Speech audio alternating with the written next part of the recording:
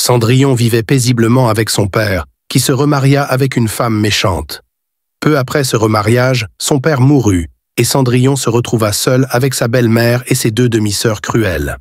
Elles commencèrent rapidement à la maltraiter, la forçant à faire toutes les tâches ménagères et la laissant dormir dans la cendre près de la cheminée.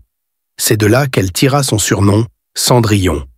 Un jour, le roi organisa un bal pour que son fils, le prince, puisse choisir une épouse.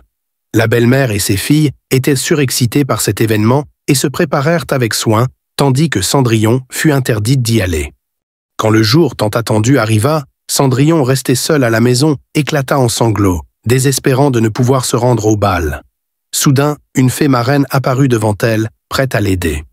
D'un coup de baguette magique, la fée transforma une citrouille en carrosse, des souris en chevaux et les haillons de Cendrillon en une magnifique robe avec des souliers de verre étincelants.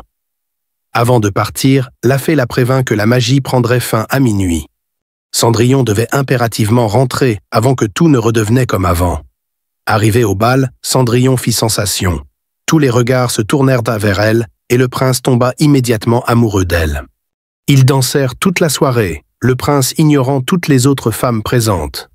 Cependant, alors que minuit approchait, Cendrillon se souvint de l'avertissement de la fée et s'enfuit précipitamment, laissant derrière elle l'un de ses souliers de verre. Fou amoureux, le prince ne voulait pas perdre Cendrillon. Il ordonna à ses serviteurs de parcourir le royaume avec le soulier de verre pour retrouver la mystérieuse femme. Ils visitèrent chaque maison, mais le soulier n'allait à aucune femme, pas même aux demi-sœurs de Cendrillon. Finalement, les serviteurs arrivèrent chez Cendrillon.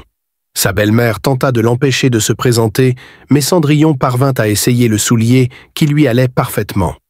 Le prince, reconnaissant immédiatement Cendrillon, se rendit chez elle et elle révéla son identité. Stupéfaites, les demi-sœurs et la belle-mère se repentirent de leur cruauté, mais le mal était fait. Cendrillon et le prince se marièrent dans une cérémonie grandiose.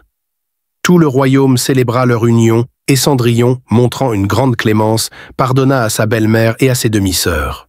Ainsi, elle vécut heureuse aux côtés de son prince dans un royaume prospère et harmonieux.